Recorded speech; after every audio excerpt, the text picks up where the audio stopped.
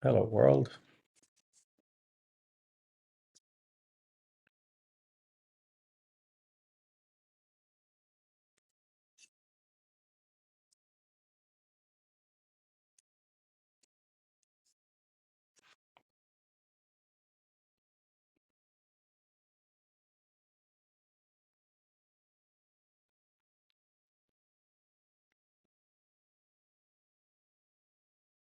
Hello, Frodo. Hello. How are you, Jim? I'm okay. Yourself? I'm good. joining to simply say that I will probably not be participating very frequently in the meetings. I figured it was better to say that in person, just send a cold email. I'm not as busy. There are things I want to get back into that I've been putting on hold. And my interest in the book is not, the same degree as yours, obviously. I do have, at some other time, because other people will be coming here, I love to chat with you about author and reader and your thoughts about them and their future and what you would like to see happening there. Anyway, it's some other time. Yeah, no, happy to discuss that, of course. Yeah, for sure. Okay. But yeah, no, thanks for mentioning that, Jim. Okay. Hello, Fabian. Hello, Mark. I'm off. Hey, Tim. Hi, Mark. So when is your birthday? It's the 6th of November. Oh, that's not even close. No, well, my family is that organized, so I'm trying to warm them up a bit before the actual due date if they want to offer something. So, Not a bad thing. So let's see. and don't send me a Quest Pro, please. Oh, okay. I'll try not to. Do my best. I will absolutely do my best. Can we chat a little bit of the record? Yeah, recording. So on the nature of that kind of education and stuff, one of our friends, Mark and my friends at University of Southampton, Chris Guttridge, I talked to him about Edgar learning the relative sizes of the solar system, very much inspired by Bjorn's pointing out how actually massive it is. And so what he did, he developed a web app where you point anywhere on the map, and then you draw a line to where you want the Earth to be, and it'll fill in everything else, which is obviously flat and web, but it is the thing of we need to keep finding out more interactive ways to do that education. Right, but text-wise, I'm going to show you something. I might as well start now. Brandel is probably still waking up, but that's fair enough. Oh no, you can see all my stuff. Hang on.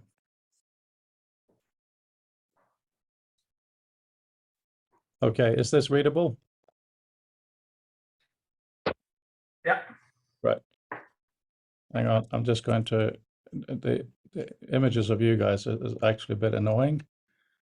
It's, the Zoom thing. Right, so this stuff is really, really basic, but it had to be done because we've been going slightly in circles. So this is just my personal perspective.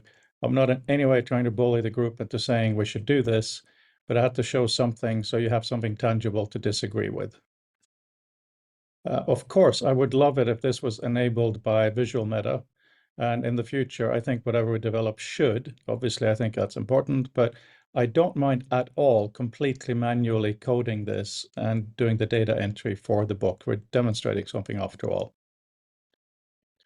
This is what was been going on a little bit on that email thread where Vince said, what, really, reading? That must be the last thing, la, la, la. And of course, he has a strong position. So that's why it should be possible to connect whatever the reading experience is with other devices like a laptop or a tablet or whatever. So you can be in VR, find something, read it, but then decide, no, I want to read on my tablet or my computer, and bam, there it is. You shouldn't have to send anything. It should be instant. By the way, please feel free to interrupt me. It's not a long presentation, but if there is anything, please. So yeah, instant from non-VR to VR and back.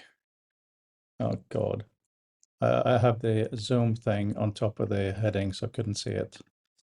So the principles, again, interrupt me if you don't agree, but I think it is really important that be both efficient and pleasant. It should be nice. Otherwise, what's the point? So it should be smooth experience, but also useful, find stuff that you want to read, and interactive in a natural way once explained. So one of the questions we want to answer is, how should I read? So let's move on. The future of text book should deliver two things: rich interaction and rich views. We talk about that abstractly often. So that means that the design goals become using the VR space effectively. And I think that's obviously the real challenge. We have an infinite space, so to speak. How we're going to use that effectively. And let's not forget the reading pleasant, because otherwise, what's the point? But I'm not going to talk about that more today. So this then immediately highlights the map, not necessarily the author map, but some kind of chart, graph, map, visual way of communicating. And I don't think it's enough to make it a 3D box. And it's not enough to have a larger screen. For those of you who haven't seen it, this is a screenshot of what I actually built in VR to feel what it's like to have something large on a screen in the background there, and to read more pleasantly up front where it's at an angle like you're holding a book, plus some media on the side. So to use the VR space well, we should probably consider using the periphery. Like here, we have a lot of tags on the side rather than in that space. Oops, that's not supposed to be there. And here you can see why. We have some controls at the top of the screen. I've grayed out person, so they moved up off to the side. Really, really basic, but I'm finding it really hard to design properly for a 3D environment because it is really messy, obviously, design-wise, potentially. So here's a list of some of the elements to show. Obviously also up for discussion. The key thing is just a concept, which is just anything. But then we also specifically want articles and authors, etc. So I've come up with experimenting a little bit in author, doing this kind of stuff. You know, how can you see the difference instantly? So I decided it would make sense to have the author name in italic because it kind of looks like a signature then, more like a person's name. And if we box article or book, it might give a visual indication that something can come out of there. Leaving the hashtags with just a hash. And then we have bold for place because the place is large. Bold italic for institution because it's large and made of people, and then underlined links. This is all up for discussion, but we should think of different ways of dealing with it. Different ways of interacting with a map where what you touch makes things hide away a little bit. And I like the idea of, that was supposed to show the document coming out of it, but kind of in closing, because there isn't that much. Whoops, stop it.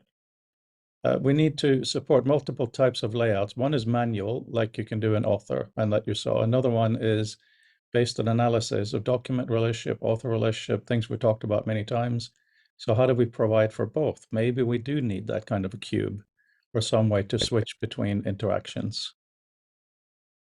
And if we start doing things on the third dimension on a flat screen like this, it looks really horrible and messy, but I'm not sure what it would look like properly in VR. We need to experiment with that.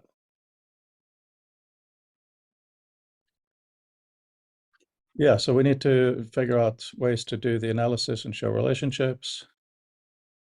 And also states are important. For instance, there is, when we talk about documents, there's an inbox of stuff you haven't read.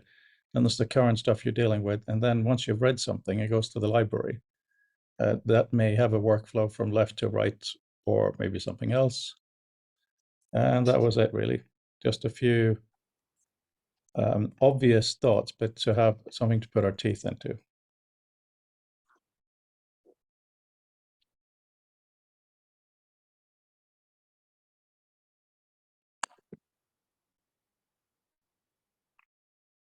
We need to get the data in there somehow. We need to start playing with the spaces. I'll put in a link here for the spaces that were built. for those who would like to try.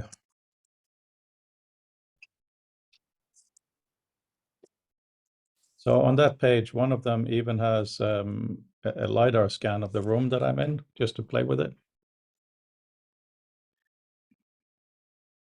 Yes, Mark.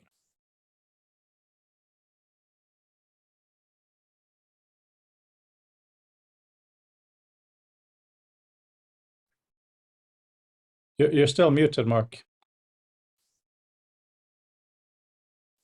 My apologies. Okay. Sorry, the following may sound initially obtuse, but it's not meant to be. But watching the sort of discussion go around in the email, I wonder if we're getting in the cart before the horse here, because in a sense of trying to take what should the book look like in VR, I'm wondering whether a better place to start from is what do we want to do in VR, and what can the book provide? Because I think, as I was watching your presentation, I seem to be bouncing from very fine-grained visual implementation, such as you do in normal book design, to much more open VR stuff. And I wasn't quite getting the mapping in between, but I was very much getting the fact that actually for any of that happen requires quite a lot of background metadata and understanding of what things are, which is why I'm thinking that the book is not a good place to start. I know it's what we have and what we're producing, but I'm wondering if we're just overloading it at this point. Of it might be simpler and more effective to get a sort of effectively the book, at least in a PDF, out of the door, and then rework it for the VR. I suspect we're going to produce a lot of work in the short term that may not actually be that useful because of the way we're trying to forward project onto this very open space, and I don't think quite how we want to use it yet. Well, that was quite literally the first slides. It was I rushed through it a bit, I guess, but the question of what should I read, right? Sure, and please don't feel a need to defend. I mean, I wasn't sort of being negative about the presentation. I was just making I'm not defending Mark, I'm not defending the presentation. I'm just saying that to design something without a something, I think just becomes circular arguments. So that's why we have decided to work on the book. That is our stuff. Right. So we're trying to say, because I think that's to misunderstand the point I was making then. I'm not saying don't work on the book, no, but I'm not sure that starting from the book model is the best way to connect with some of the things we've been talking about text in VR. What that means realistically is maybe we shouldn't be such a rush to enhance the book this month, because part of it is we have a chicken egg. For instance, we don't have a full manifest of what's in the book in terms of everyone knowing what's there.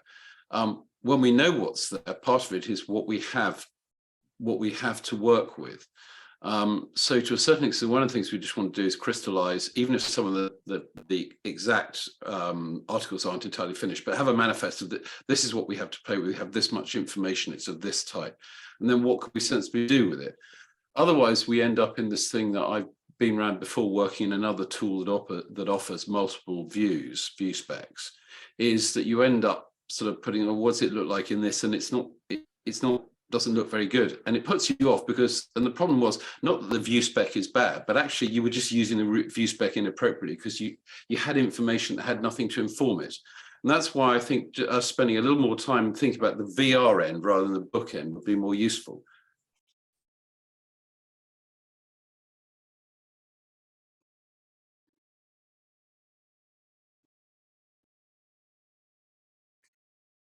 Any other comments? I'm wondering where Peter and Brandel are. Shall we wake them up? It goes back a bit. I'm not sure that it was shared with everyone, but I think right after the symposium, I shared a link to put files in a web dev directory. It's basically like Google Docs or Google Cloud rather, but it's not Google. And the idea was indeed to say the book is not enough. The book is important, because we gather a lot of it, including ideas, but it's not enough. And in VR, it doesn't have to be enough. Like it's not enough in the sense that it doesn't even represent the event sufficiently. And in VR, we should have it, but we should have more, including, for example, the videos, even if we don't have all of them, the photos that you actually also shared, literally anything we have. It doesn't mean we must include everything, but we don't, we have somehow to like a funnel of very small things, let's say in terms of ability to visualize them, whereas we shouldn't. So the idea with this, with like a directory, to say let's throw anything we have in it, and again we try to use whatever we can in the new environment. Again, it doesn't mean it's either feasible or makes sense, or will be something beautiful, and as Mark pointed out, even less with the timeline. But I think as an attempt, it is valuable. And again, it can start by having the book in there, but it's not basically just the book.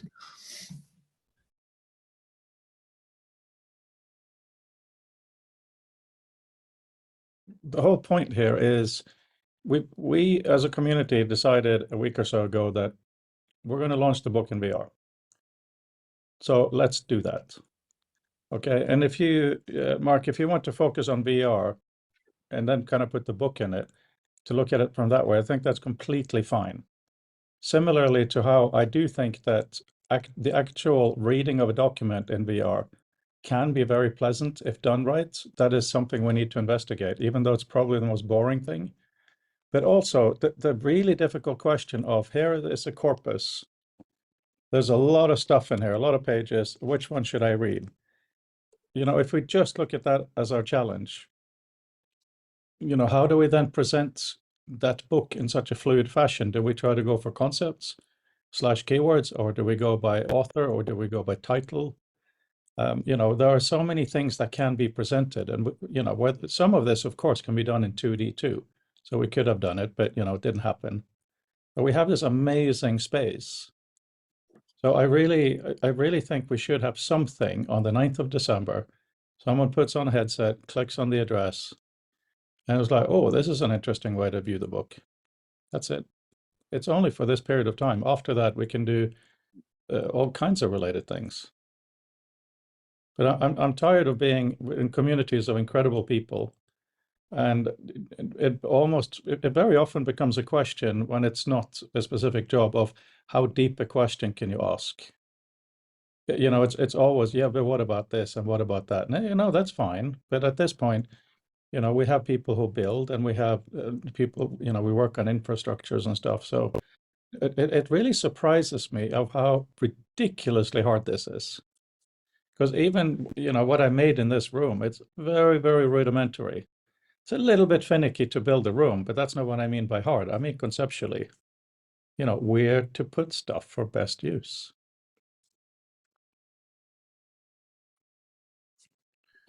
Well, that's an interesting thing, because is there a best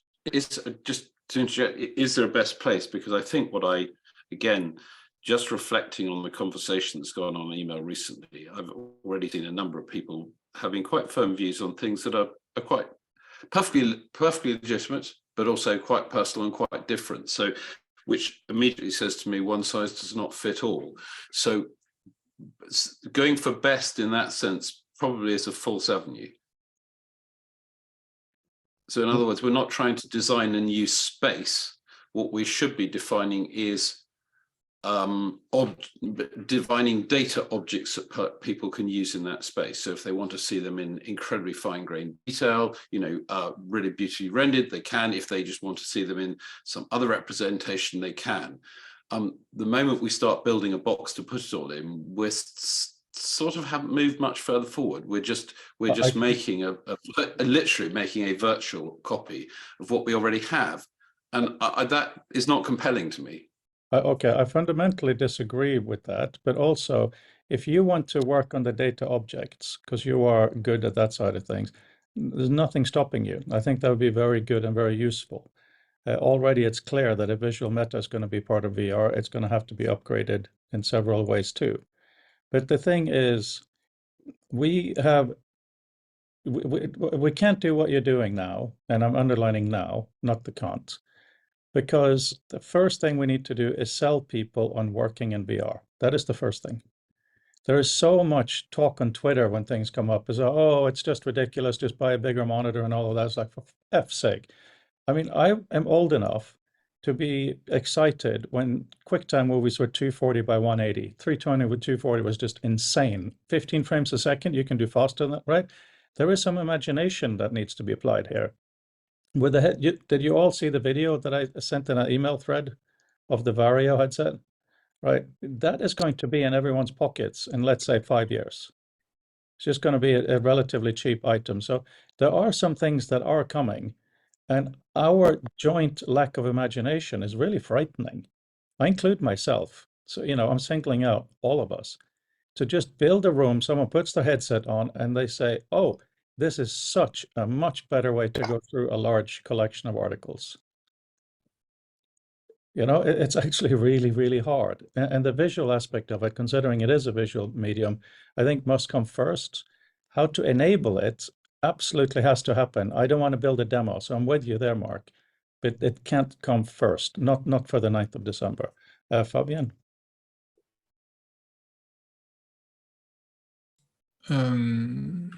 I don't care if nobody outside of the group use VR for work, or even in the group. If none of you cares about VR for work, that's fine by me. I think I respect that position, so I really don't try to evangelize the medium or the tools for it. I think you would be wrong, but that's really just my opinion. I think it's an interesting, yet another tool or medium, but I really don't want to neither advocate nor force people into it. And it's perfectly fine not to use it. So yeah, if people say just a screen and they didn't use it, I literally see that as their problem. I don't want not to be inclusive. Like anybody who wants to, I can try. I'm very happy to try to help. And I think the more people that are, the better result. But if people are not into it for whatever reason, I really literally don't care. So yeah, we don't have to convince anybody. As long as we do something interesting, to me, that's good enough. Sorry, my stomach is a bit queasy. I'm having a Coca-Cola for once in my life. The reason I think we need to sell people on working in VR is that people are going to be working in VR, whether they like it or not. It's, Zoom and all of that stuff is going to be there in the next couple of years.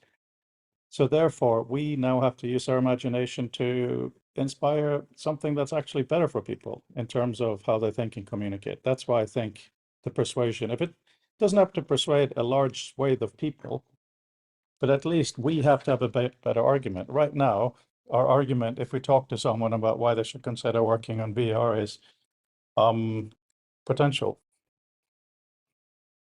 Few more words, but that's basically it. We can't just say, listen, instead of us just chatting about it, put the headset on, go to this location. This is our book. Just tell us if you feel if it is a potentially useful way of finding out what to read next, because we do agree, and Bjorn, of course, is here talking about monitors. We do agree that reading on an incredible substrate is going to be the best for a long time. But navigating through big work isn't necessarily. Yeah, exactly. And I think that part of the thing we have to accept is that, right now the display technology is going to be rudimentary. It's not going to be like watching e-ink, or it's not going to be as pleasant as e-ink. E-ink isn't horribly high resolution, but it's pleasant to look at. I mean, my screen is not particularly pleasant to look at, but at least it's extremely sharp. So I think we should focus on the things we can do something about, which is how do you display things and how do you interact with things in a way that solves actual problems. So let's see if I can share a window. So what I spend most of my day staring at looks like this. And this is a fairly small, so I look at source code most of the day. And this is a fairly small project. It has 72 files, I think. A large project has probably, several hundred files. And my problem is I need to jockey around a lot of files and move things around. And something that is really bad about these interfaces is that it's kind of like nudging a pea around the chessboard with your nose. It's really clumsy. So one of the things that struck me earlier today was I have another screen over there, but I get neck pain if I use it for much. So for instance, just the ability to shift what I see in front of me based on smaller head movements, that would already be big advantage to the way I work. So I'm in if I have to deal with a really large project, I'm in constant pain. So I have to turn my head around more than 45 degrees to see that screen properly. And if I rotate it around, then this bit is going to be too close, that bit is going to be too far away.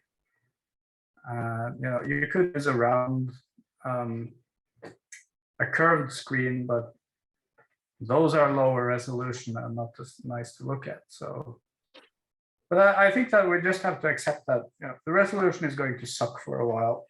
So, ignore that bit, and then think about the interaction instead.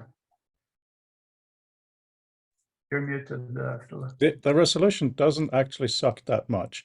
What is the most recent experience you have, Björn, of VR? Half a year ago, I think. So did you try Quest 2? I'm not That sure. kind of level. Yeah, no, I've been meaning to get around to buying a VR headset, but Yeah, I just ordered the Quest Pro, obviously, because I'm investing my life in this at the moment until the 9th of December. Anyway, the thing that I find really surprising, you know how when you look at something through a chain link fence, as long as you move your head, the fence kind of disappears. It's the same thing I feel with the pattern in VR. Your head is moving quite a lot. So when you get at the right size with the right text, it is, for me, actually, and I'm a huge visual snob. My camera has a Leica 47 megapixel, 4.7 thousand pound camera, for crying out loud. I passionately care about every tiny detail, but it's actually not bad. It's really, really shocking. And the expectation is that we'll get better. So we have to take care of that. But where I agree with Mark, because obviously Mark and I disagree only on current priorities and timing, is that ideally I want all the data so that Fabian and Brandel, and hopefully we'll get some money to hire someone, can build based on our guesswork and our sketches. I showed you guys some mock-ups today. They're really pathetic. And it's something that we could have done almost a year ago. But even to do that takes a lot of sugar and caffeine just to kind of narrow it down, because the thing for me is VR is infinite. That's a big stone to start chipping away at. And, I see Bob is here today, which I'm very grateful for, because murals are such a clear example. I'm talking about different kinds of mural, both Bob's mural with their whole procedure behind them, but even something, like in the olden days in magazines, we'd have fold-outs, not just in Playboy, but in other magazines. You could see more, right? This is such a great opportunity to have that. You don't necessarily want it for lots of pages for one article. If we have an article that's 4 pages, it doesn't necessarily benefit you to have them like this. But maybe the article has a specific illustration. So even the mechanism to bring that out.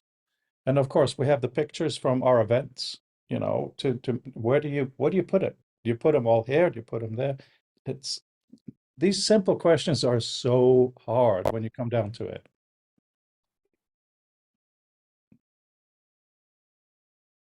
Well, I think, Fred, that's pretty interesting, the last thing you said, because it occurs to me, one of the other things that we're skirting around is the fact that I think we all know that, the technology will get better, and things, issues about resolution and Christmas and things will resolve one, probably from a direction we don't yet know. It doesn't matter, but I'm sure it will get better. So one of the things that's therefore least good at the moment is actually, real deliberate reading. So maybe the things to experiment with the most are those that don't require long form reading. So it might be, for instance, what can we do inevitably with, sort of the pictures we have? I mean, one of the problems with the book is actually most of the submissions will, of course, be long form text, which is just an irony, but that's where we are. But we do have other things, and we have the timeline. We set up the opportunity to use some of Bob's existing work as a substrate to show the experimentation.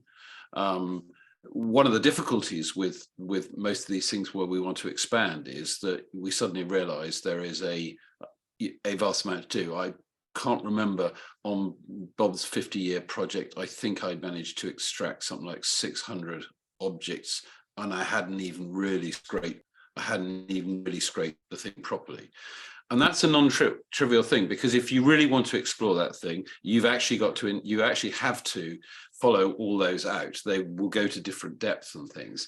And again, that's not a glass half empty thing. It's just a practical thing of, well, what can you do within that to make people say that it's worth going further? And actually, as importantly, should I say, persuading people who build tools to make this sort of thing easier. I was just messing around earlier today, just trying to make some image maps work, and boy, is it hard. And none of the tools are any good, and they all assume, they all basically assume you know what you're doing, to the extent that you don't really need the tool anyway, which rather answers why the tools are so bad, because basically very few people use them, because although these things exist, they're not really utilized. And so it does occur to me that at this point, the most tractable things that we have on the table are the work that you've done, Fred, with mapping, in a sense, starting to have some data where we can look at relationships between the people and the ideas in the book. We have a timeline for what it is, and whether it's complete or not is neither here nor there. We have a timeline that's a perfectly good exemplar where we ought to be able to do some experimentations in a way that we can't do on the printed page. Just as you say, it's like having the fold outs, having the thing expanding further. And in a way that goes just beyond the most simplistic thing of having a slightly more elastic timescale, which is nice and far more doable in a constructed environment, but isn't necessarily compelling. So I keep bringing myself back to thinking, well, what can I do in this new environment I absolutely cannot do on the printed page, except by unloading it into my mind and doing the VR bit in my mind, which is what I think most of us tend to do at the moment. And the other bit that we have, or we sort of have, is some information about what the collective volumes have written to date, because I know David LeBeau did quite a lot of keywording, and even if we don't necessarily, again, it doesn't really matter necessarily whether we agree with his keywording or not. Somebody has been through, taken a corpus of text, which effectively is the larger part of this book, and we could do something with that, because this speaks to your question about, okay, so how do I get into this book? And one of the ways is to find things that are similar, and then you get into the inevitable design chicken and egg of saying, well, what have I got? What can I show? What have I got? What can I show? And we noodle towards something. But those seem to me the tractable parts, because otherwise, the reading is compelling us with what we want, but I don't think the technology is there. And then we get into a pointless round robin discussion about, whether it's too fuzzy or whether it makes me sick, and we all end up with a different opinion, and we don't move forward on that. So I think not foregrounding the reading, which is perfectly easy to do, very acceptably on a 2D screen at the moment, is probably the last thing we want to really focus on. It's more the things that you can't do on the 2D screen that or to draw people into the new medium. Yeah, absolutely. And I think it simply comes down to designing a beautiful table of contents.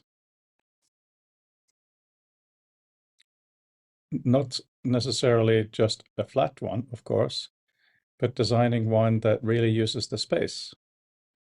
To really, because what we're trying to do is help people use the environment and to find what to read next, right?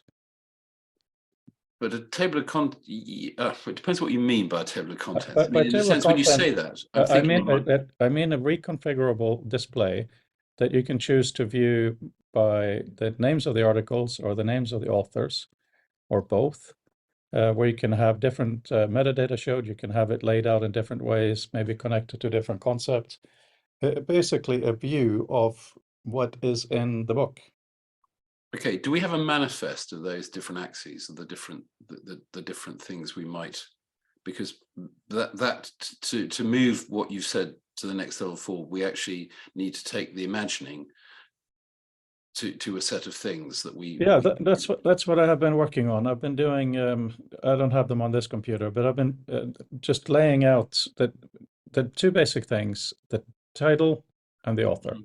One is highlighting the author, and one is highlighting the title. Stuff we can do on a 2D screen, of course, as well. But then it becomes really weird how we have two eyes in this direction, so we really should be using this space. But for some reason, because text flows that way, it makes more sense when it's vertical. Even though it doesn't matter what page something is on, page is irrelevant in this context, right? So when it comes to the things we have to organize it by, we have there are some concepts, but a lot of the concepts are not shared. You know, so when we look at let me just see what I have here.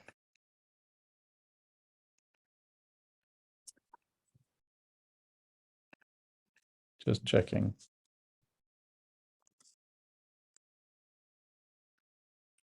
So this is a bit of a mess at the moment, but because I'm using different screens and everything, but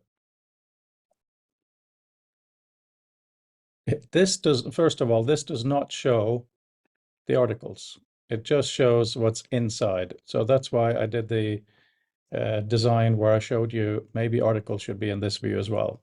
Because now I can click on Bob Horn and I get, he's related to the UK, he lives in California, and he's got an award from ACM. So you can see why he's connected to certain things.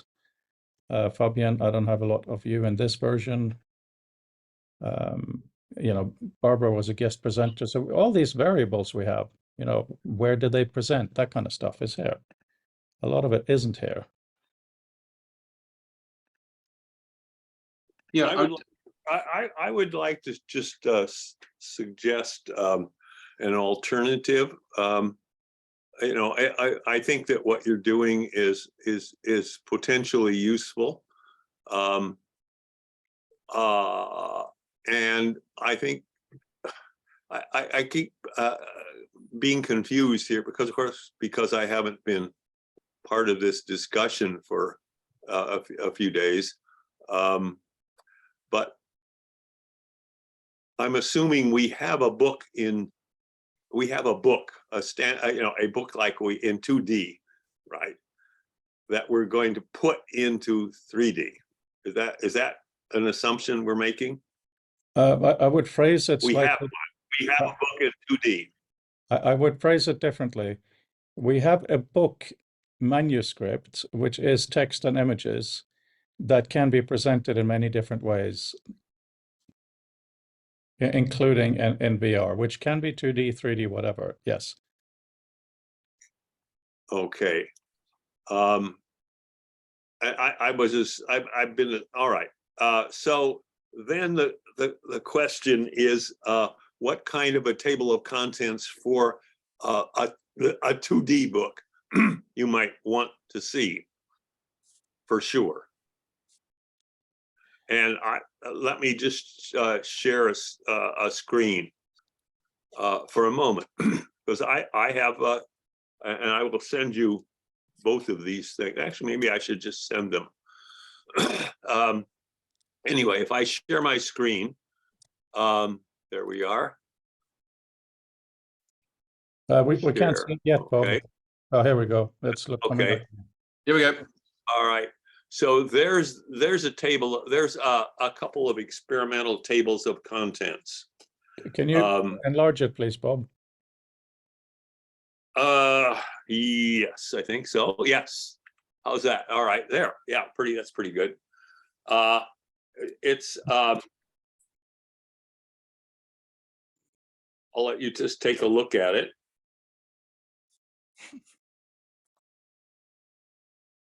As you can see, there are the key ideas. Some of them are listed as simple keywords. They're not even really keywords. They are key phrases. I don't see a single keyword. I see key phrases. That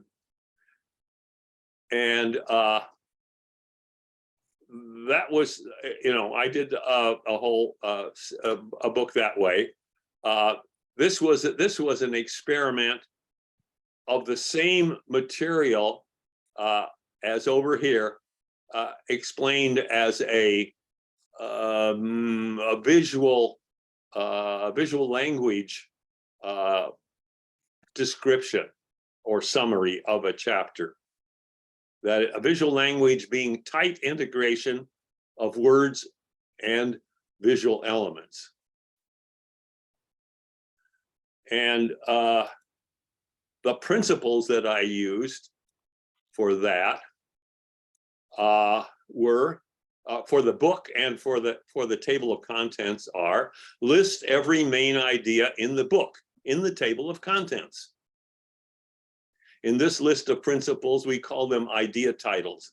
When the list in the table of contents is longer than 20 items, subdivide and subhead the list as an outline hierarchically. At the beginning of each chapter, provide the chapter table of contents. And then a few guidelines which are fairly obvious about what to put, how to write those phrases or sentences that contain the key ideas. You can scan those. Those are not important. I think this is very nice, Bob, but the wrinkle here is that what we're dealing with is not one author. We're dealing with many authors. So that's the first thing. So people may want to organize. Well, then you have to deal with that. You have to figure out what you're going to do with that. Are you going to reject any of those principles? I didn't say that. I'm in the middle of a sentence. No, I mean, it's all right. It's all right to reject them. I'm just wondering. I'm just trying to say that we're dealing with that, and we're also dealing with what you have made here is very clear. But as we've gone through a couple of times in discussion, most authors, even though we try to push them, they don't give good summaries, whether it's a keyword or a sentence or a paragraph. We've really been pushing for that. So we have tried to do this. I actually did one table of content that had keywords on the side, like BR, AR, AI, and so on. And that's the wrong. But keyword, I will present a proposition. Keywords are insufficient, and so forget going down that route. Yeah, no, I understand that, but that's a claim. That's a claim that which you can debate or not. I don't care whether we debate it or not, but that's a claim. Yeah, can I show you something on screen, Bob? Sure. I'll wait a minute. How do I? I've covered up my buttons. Don't worry, I found it here. Okay, all right. I can see yours. Yes. Can you show us a little more detail? Yeah, but zoom in. I can show you a little more detail, but that's in a sense that's actually not the point. This is the table of contents of the book. Just really simple, without any further explanation. And it's kind of on one level easy to read. This is not in competition with what you showed, Bob. But the point is actually it's to show this other one. Because here you basically have the whole book. very, very easy to see, and it's completely flat. If you're looking for someone's name, you can find it. You can get a clue what they're writing about and so on. But if you don't know who these people are, or if you don't have a sense of it, I think we should try to draw out more of the kind of thing you were talking about. Well, that's an editorial job. An editor must do that. And if an editor declines to do that, then you end up with a table of contents like you've just shown. But if there is but an editor must go through and identify the key ideas in each of the articles, and in your wonderful system, bold them or something, and make them coherent in a table of contents. That's an editorial job. So, something we can do. Sorry, it is. As someone who stuck his head over the parapet just for the editorial thing, I'm sorry to actually agree. I mean, it's more work, but when that can be done in a light way to draw those two strands together, is that, for instance, that maybe one of the things we can do, and even if it's only done on a few of the articles, is to show overlay the editorial addition that had to be done. Here's the original article as proposed.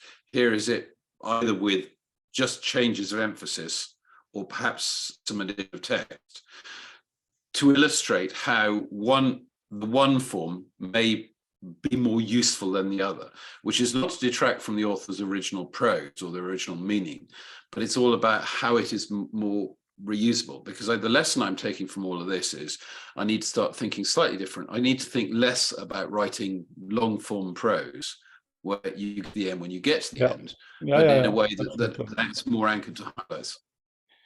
Well, I think I have sent to most of the people. I don't think Bjorn was on the list. Andrea Kojikako's presentation for this book with subheads suggested, and I got her agreement before sending it that was at least adequate. She's very busy right now. She's running a company and having to write proposals and all that sort of thing, so she doesn't have time to mess around with what I did.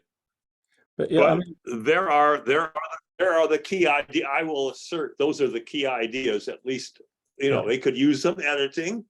I just went through because I wanted to see I wanted to be able to go through it that way. Yeah. So we have that in front. I did it a different way than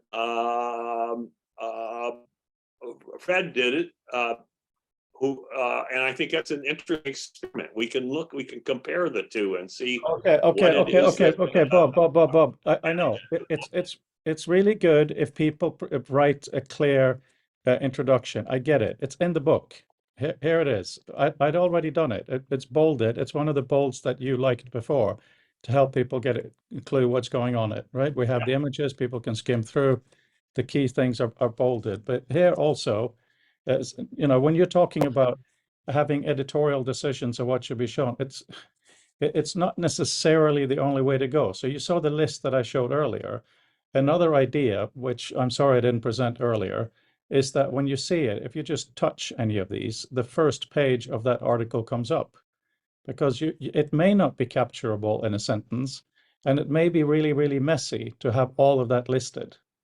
So one of the key things we're talking about here is interactions, right? To be able to not have too much in front of you, but be able to have a lot available to you. So it can be a really simple list, maybe, but then you, as the user, the reader, should be able to decide what's on that list, and then you can instantly just tap for something to get something more available. And if you do that, you're already on the page if you want to, or you just close it with a gesture and you go on. There are many ways we need to. I'm not disagreeing at all. I'm not the editor. I'm just suggesting that one way of making a table of contents is to list key ideas in the book. That's all. Yeah, but that doesn't move the needle at all, because what you're saying makes sense. You've done it in your books very successfully. And it is very useful, whether it's a printed book, a digital book, a VR book, or whatever it is. For the 9th of December, I want us to try to find out why in the world would you want to put on a headset when you are opening a document that has a lot of different perspectives and viewpoints? How can this multiple visual environment give you a better sense of what's inside? And it's not just going to be somebody writing what they think it is. Well, now you've switched from the table of contents to the AR thing, right? To the what? I didn't hear. I can't follow, what it is we're really trying to do at this moment. I didn't thought hear, we were Bob. I talking didn't The hear only what you reason I introduced this was I thought we were talking about a table of contents. So I introduced one table of contents. That's all. That's Yeah. all. I'm happy to, I'm leaving anyway fairly soon because I can't stay for the whole session. But that was, that's all I wanted to say. I understand. You're the editor. You can do what you want.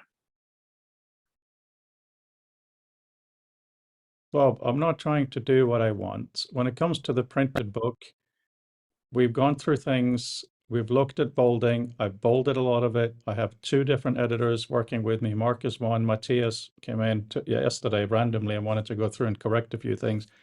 We're doing that, right? So when I use the term table of contents, like Mark said, that can mean a lot of things. All I mean is, why put on a headset to go through a large book, right? And one of the things you will need is some sort of an overview or some way to see what's in there and see how things are connected, to get an easier way to have a clue as to what you might want to read.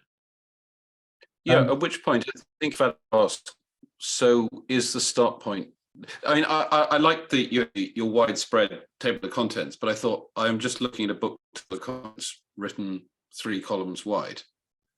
I'm not looking, so now apart from the physical layout, which if I had a page that was paper that way, I could see more, or it could be printed perhaps, across 3 columns across a double spread. So, and again, this sounds negative. I don't mean it that way, but I'm just wondering where, apart from seeing more in that bigger page or that bigger box, what we're adding. I just throw a thing in here. Sorry, this is from a book called Info We Trust. An interesting thing, it actually happens to be in the bibliography. It's maybe hard to see. I don't know if you can see just on the left of each entry, there's a little colored circle. And what the guy was doing was actually quite neat. And I'm actually totally with Bob's caveat about keywords, but nonetheless, so what this is intended to show you is a rough extra bit of thematic information. So a very small side mark. And this was in my mind when I made the previous comment, because I'm thinking, yeah, if I'm just seeing the author and the title, there's not much extra. What can we do with the created affordance of VR space, i.e. where we get to control what goes in there, which, for instance, might be difficult to do in print. So we have this information. Are we putting enough of it in, or are we? So in other words, it's this difficult thing of trying not to think in print space when we're designing in VR space, which is sort of, I think, sometimes where we are. That's actually understandable, because heck, that's our cultural legacy. And I'm not in saying this thinking I'm in any way better at it than anybody else, in fact, probably worse. Okay, so on the topic of this, I don't want to spend any more time talking about anything other than how can we solve the issue. If someone puts on a headset, there's a large volume of articles in a binding we call a book. How can they find what they want to read? Until the 9th of December, that is the only thing for this community. And I'm sorry for being overly focused here. I'm just tired of, well, us do-gooders going in myriad directions. We can do that after that. So the document is open. What happens, Mark? So to put a literal bit to your question is, so what sort of things do we think the reader is, in other words, what are they looking for? Because there's no point in showing them things they aren't interested in. No, Yeah, Bob. it's not the reader. there are multiple different kinds of reading. Forgive And me, one yes, of the if I didn't make that one of plain, the things that doesn't happen in this discussion is except for Fred's suggestion that we want to be able to go in lots of different directions, which I agree with.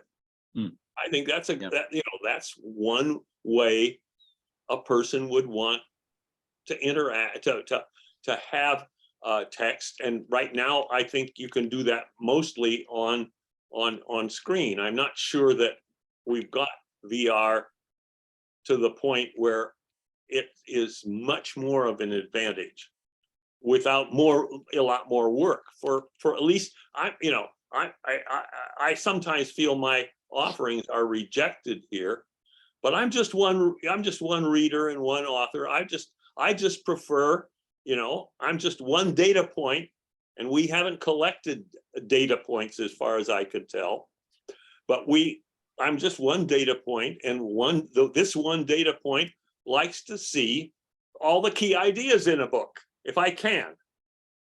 And that's why I go to sometimes to the index. But Bob, better. The idea hasn't been rejected, but it's not uniquely VR. If you want to go through the book or someone else and mark up as a... I'm not the editor. Please don't put it on me. I'm not the editor. But Bob, seriously. Also, when Mark is talking about what people want, it isn't what they want in the sense of something specific, of course. It is what people want in terms of what are the affordances and what is the information available for people to make that decision. Of course, someone will be more interested in the art side and someone will be something else. So I think it's a very valid question to say, what are the things they want to look for? I absolutely do. And I don't mind, Bob, whether it's not you, fine, but someone else trying to categorize the book by writing basically subheads. Nothing wrong with it. It's a good idea. We can invest some time in that, but it ain't VR specific. We have very few weeks, right? That could be done in paper. You've done it in paper and it's a good idea. I'm just trying to find a little bit of angel dust that, actually, oh, this is okay. I get it. Like Uli's, he has the VR, AR stuff. He does this and he manipulates all the information. It's amazing what he can do, right? But that's his environment built for him. He's going to make a business out of it. I just want someone to open the darn book and be like, wow, this is crazy. It's like today we would say to read a book on this may be a bit stupid unless you're reading it linearly like a novel. If you want to read an academic paper in here, it's just not useful. I think what we want to do is that people feel that, what, I've been reading it on paper? That's crazy, a printed thing. This is so much better. So it really is to try to find that. Fabian, I see you have your hand up. And just quickly, just to interject before having, is just to say, Bob, no, I absolutely agree. When I said a reader, I didn't mean, everyone has to read the same. I just meant one of the many. Fabian.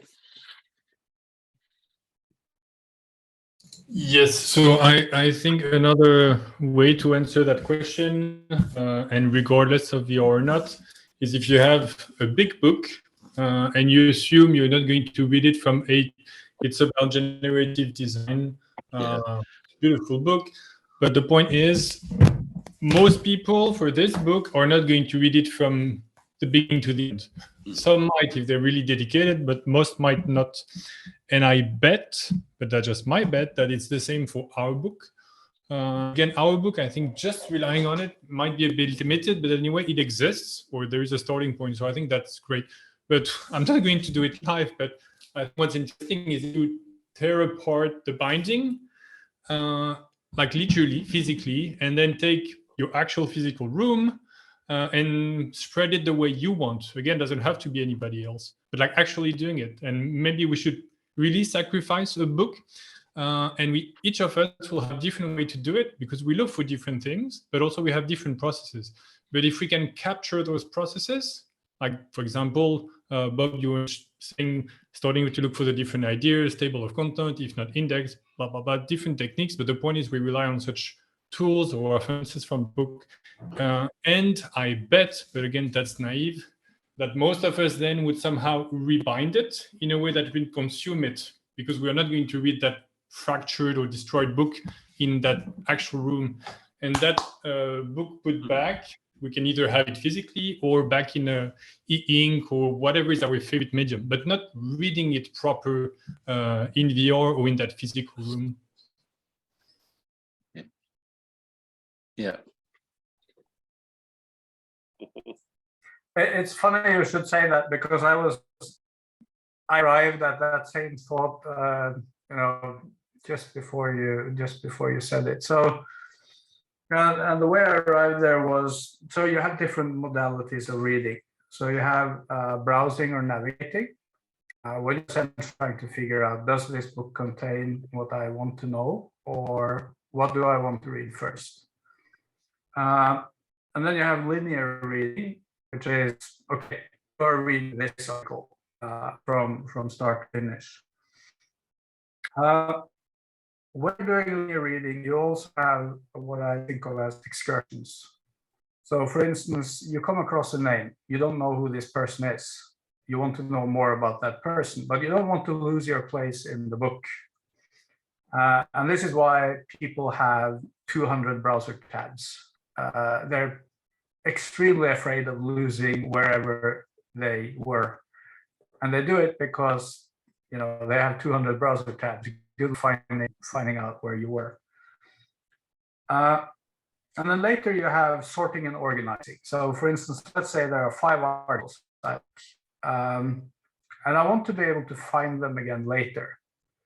So this is where, VR might have an advantage, is you can use your sense of space to organize things. So for instance, okay, Frode's ideas, I'll put them up there to the left.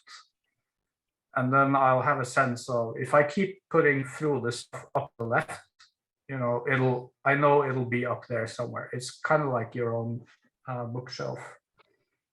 And then as Fabian was talking about, maybe you want to reorganize and resynthesize the book into. For instance, I have a lot of books that there are 2 or 3 chapters that are interesting to me. The rest of the book is not interesting. And I'd like to combine that with chapters on the same topic from other books, and kind of make my own compendium of, okay, so if I'm doing this, I need to understand these things from these chapters, or these things are related. So, and yeah, the picture I had in my head was kind of the VR version of Fabian's idea of tearing a book apart, reorganizing it to fit your thought process, and then possibly putting it back together. I've done some of this. I see your hand, Fabian, but I just need to share something real quick, because I mocked it up here, but I didn't even get very far. Look how big it is, and I know we're talking about VR, but to get anything kind of readable, right, the text has to be a certain size for the human eye.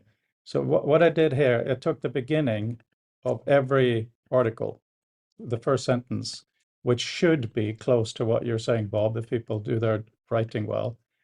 But look at this. I get to the point of, funnily enough, you, Bob, and then I just had to stop because it's a lot. But that doesn't say we couldn't do exactly what you're saying, Fabian. Also experiment with just slapping the book on the wall. Sorry, I just needed to show that. Over.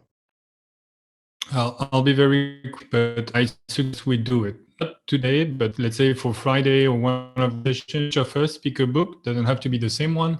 Not a story, but like a technical book, let's say, that we genuinely haven't read, and do tear the binding apart. So we'll have to actually destroy that book. And then each on our own spend half an hour, and then regroup half an hour later to say, I tried to do this. I use Post-it, or I use strings or papers or whatever tool, because I think that's the kind of interaction that we can try to reproduce in VR or even in 2D screen. Doesn't really matter. I bet that somehow, if we literally use the wall and whatnot. So anyway, I'm ready to sacrifice a book if somebody else thinks it would be an interesting session to actually try and then share the different attempt, even if it's like terrible idea. I think that would still be interesting. But I suggest to actually do it, and ideally to get It's really the problem I have with it. It will favor some kind of articles than others. For instance, Bob's article will be one of the most noticeable because he bothered to put in images. A lot of people didn't. So it should definitely be one view, what you're saying, the exploded book view. I think it's brilliant. I think we should do it. But beyond that, how do we give people means through have different views of the book? That doesn't necessarily highlight those who have images or those who have longer or shorter. I mean, you pieces. can just accept the limitations of the medium and say that we do it by chapter or article, essentially. I'm interested in what Fred has said in terms of how do you read and manage, and it becomes a management question of hundreds or thousands of articles on a particular topic. That's a big subtask of the reading, of the larger reading task, of which reading, down each article all the way down from top to bottom, or scanning, which is another kind of thing. And the question of how do you part of the solution to how do you handle hundreds of thousands of articles, PubMed has done. They get 400,000 new science articles a year.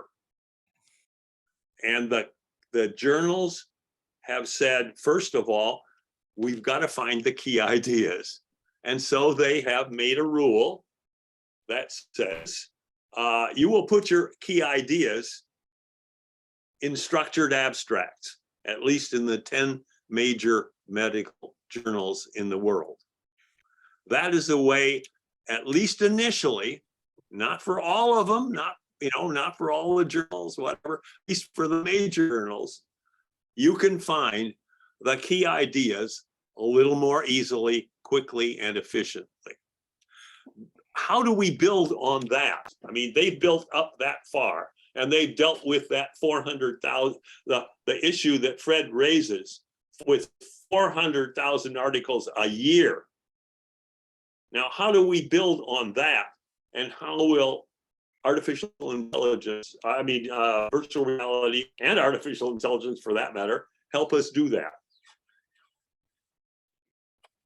How do we build on it? Make it better in virtual reality? How do we take some of the PubMed, articles and see what we can do with it? Maybe that's a possibility. I don't know. But Bob, I'm just suggesting Bob, I agree with you. Better writing will benefit everybody in all media. What I just showed you with the big horizontal strip was actually exactly what you just said, because each one of them. It wasn't. No, it is. It is. If you think it is a structured abstract, you haven't read structured abstracts. I'm not saying it's a structured abstract, but what I am saying it is everybody's beginning of their article. And I'm not going to chase these people again to try to get more specific structured abstracts, okay? It's just not feasible. All right, so please stop saying better writing from the contributors. Please stop doing that, Bob. It is a good idea, but so is world peace. Okay, there are a lot of things we can say, but we can't influence it. I'm not going to tell Jaron Lanier what was the key thing. I've written it as well as I can. I've bolded it as well as I can. Okay, so if I run Nature or Science, I can say that. Here's a structured abstract, put it in, right? And when we come to trying to do it for this book, we're trying to do it for the PDF and the VR version. So better writing, yes, tick, agreed. Okay, we're trying to build on that. But even when it comes to all the ideas we're discussing today, it's actually really, really hard. Like Björn is coming in here, super intelligent guy, but very new in this environment. So he has fresh ideas. But, a lot of the stuff we're going through of, yes, you can put things here, but that, okay, again, we're back to using a large monitor. in VR, which is part of the benefit of VR. But how do we use the three-dimensional structure of it? I did a presentation in the beginning where I say certain things should maybe on the side or not. You have a manipulation environment, and it's kind of frustrating to spend time putting together specific suggestions visually and working them, and then so much of the discussion comes where there should be better abstracts. So what specific ideas do we have today for the placement of a large corpus in a rich space?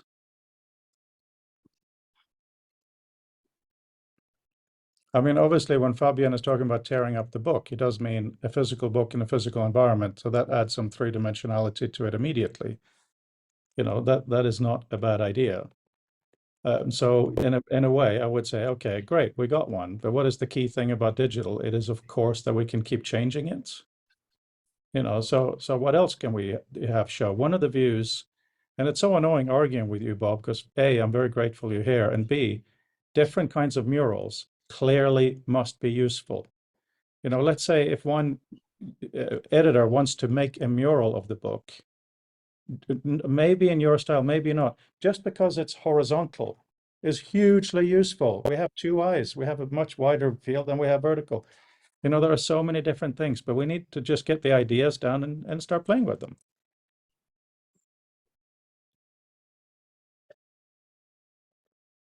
The glass of water is supposed to be the Zoom thing for please someone else talk. Fabian. So my initial reaction to Bob's point about PubMed and scalability is basically, yes, of course, it's more interesting. The good thing, though, about the book, let's say it's a starting point. Again, practically speaking, we have it, and it's something we all relate to. So as a shared material, I think it's great, but it's not enough, it's true. My initial reaction to this, and also just for tearing apart the physical book, it adds some, how do you say, risk, let's say. I don't want to do it. So it really must be a valuable experience for me to dare do this. And I'm ready to do this. But if we do PubMed or any other large database, it's really worthwhile. And my gut feeling is metrics, science or metrics or Web of Science or any kind of metrics that's, and again, that's me being a bit naive there, but in order to scale, putting a number in front of it. If we don't have like 50 chapters for the book, but rather 500 to 500,000 or even more than this, I can only think about ranking, finding a way to put a number on top of each of those, and then scoring them so that I can finally do the same process I would do with the book or the torn apart book or exploded book, but for only, let's say, the same level of magnitude, 10 to 50 items, not a million. Yeah. So Ismail just poked his head in. I hope he's coming back. I haven't seen him since he had his serious health condition this summer. That was really nice. I'm not sure why he dropped back out. I just hope he'll come again. There are some interesting things we've looked at over the year. One of the things was Brandel's Magic Carpet, where he took key phrases out of our discussions and literally made it a carpet, which was completely unintelligible. But it was a beginning, interesting way to have a different shape to how we go through things. Most of us are sitting in front of some sort of a table right now.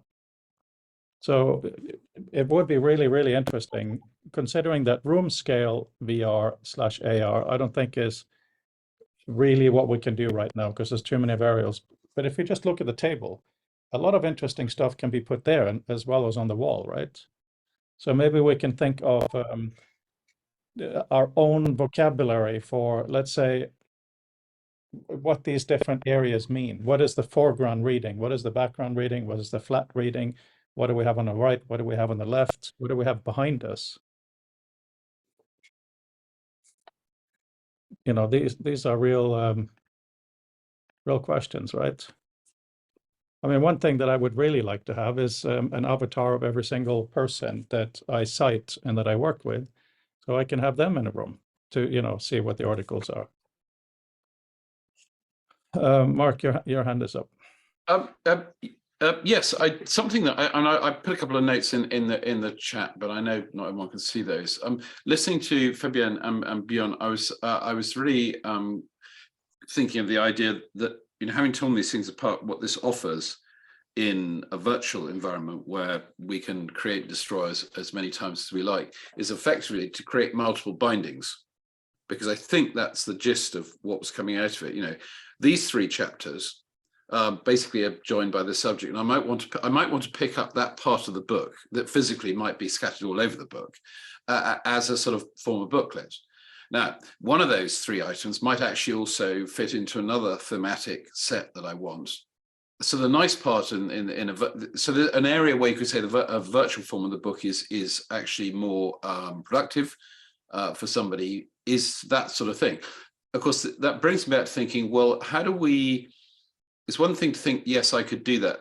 What's the process I'd go through to make to decide to make those sort of booklets? Because at some point I'm going to have to engage with the information, which makes me think, okay, well, if I was doing it with a paper book at the moment, I guess am I doing it off an abstract or a skim of the front page? Am I just doing it from the title? And the answer is, it probably doesn't matter, but it's just doing it enough that I know that this thing belongs in that bundle, and perhaps in that bundle as well, and having some way to do that.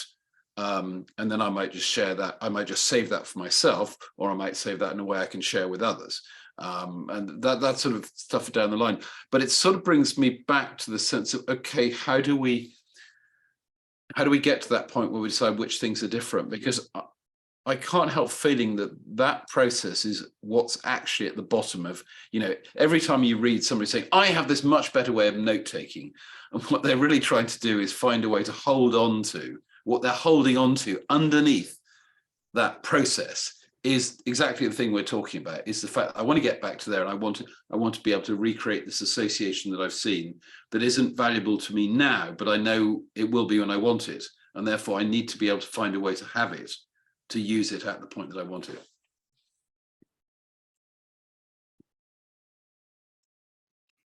Yeah, I mean, those types of functions are very, very interesting, how we can do these different bindings. But I really think it would be worthwhile to continue thinking about the visualizations of, where do you want to see stuff? So to clarify, it is a visualization. It is either you can have a naive, let's say, layout where you put chapter by chapter linearly, and people have to move through, and then they reorganize it in order to do the new binding. Or that's a little bit what I put in the chat, and I was saying as a reply to Bob's having a very large corpus. There are ways to generate a layout based on the underlying structure of information. Let's say we do a graph based on the distance between mini document, based on how they either cite each other or have some kind of links between them. So yes, it is a form of layout, but where we give agency to the future reader of the rebinded book to organize it to the way they will want. So it's an initial provided layout, naive one, or a bit more complex for large corpus, and then letting or giving a new affordance to the future reader of the rebinded one to organize it however way they want. So it's not just, let's say, the exploded version of it. It's the exploded in order to make it, however they actually want. Doesn't mean also that midway through there might not be some useful function. Let's say remove the parts or the whatever chapter are there, or reorganize it based on a certain criteria, like date or number of pages or whatever somebody could find useful for their way to sort, and just sorting a subset. So yeah, it can have that. That's why I mentioned like the different post-it notes or ways to do this, where we'll have it dig a little bit in metacognition, like how do we actually organize this, not just doing it, but then stepping back and saying, okay, now I'm going to sort the remaining chapters or papers based on how unknown they are to me, or something like this.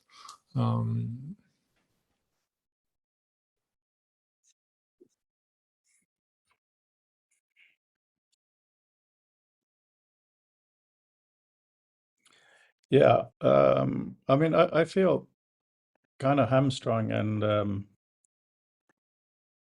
you know, I used to be able to do Photoshop, send it to Jacob at great cost, and he would do things, and I would at the end have author. There are still things I desperately need to change, like in the map and so on.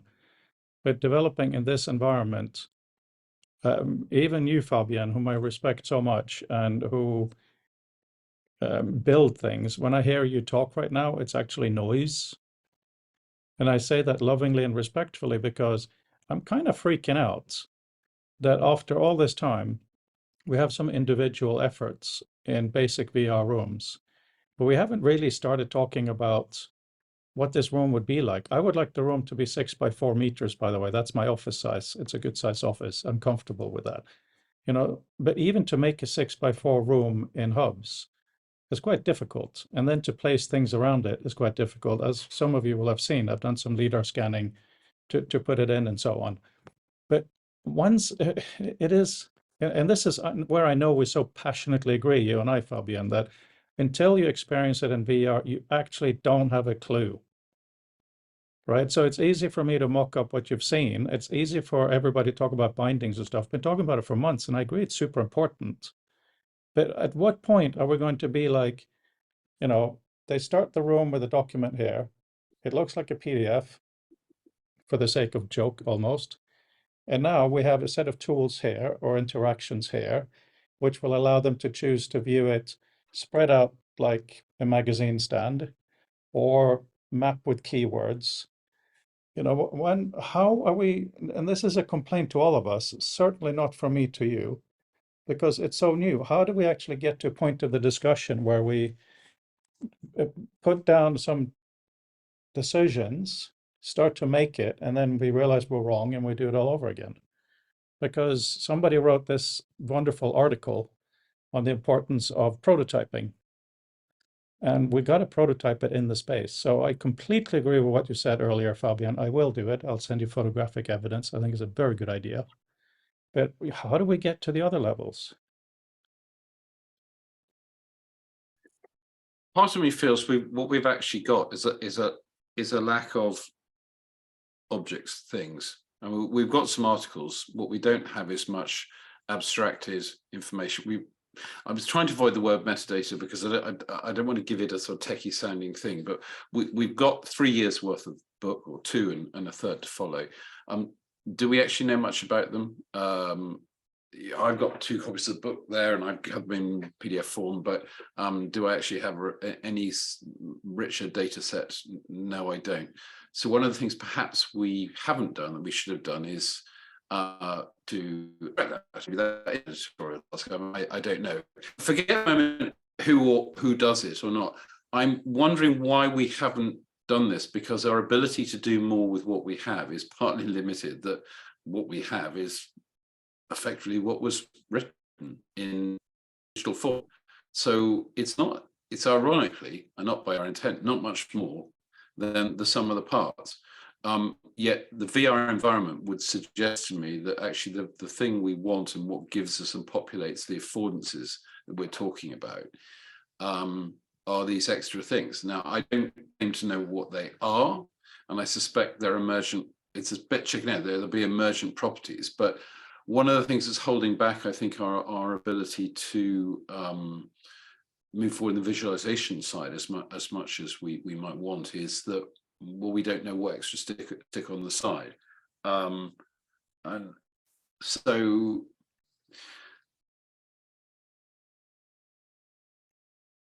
I mean, there are some things we do have. We do have these elements.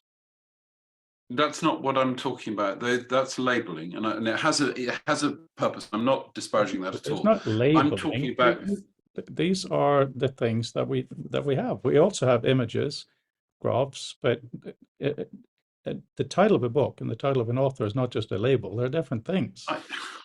Yes, but we had those at the get-go. None of those are new. None of those are something that we have by dint of them being in VR.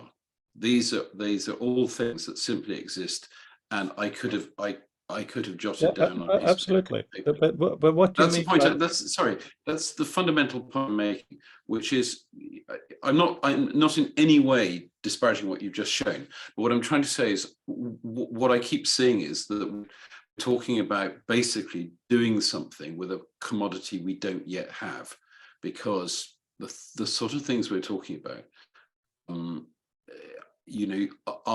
aren't there. We can't manifest them because we don't basically have the data to go test it. It sounds very circular. I don't understand what you mean by we can't manage that. One of the things I think we could do you mean? reasonably do, one of the things we could reasonably do at this point is use this book to actually explore what we don't have.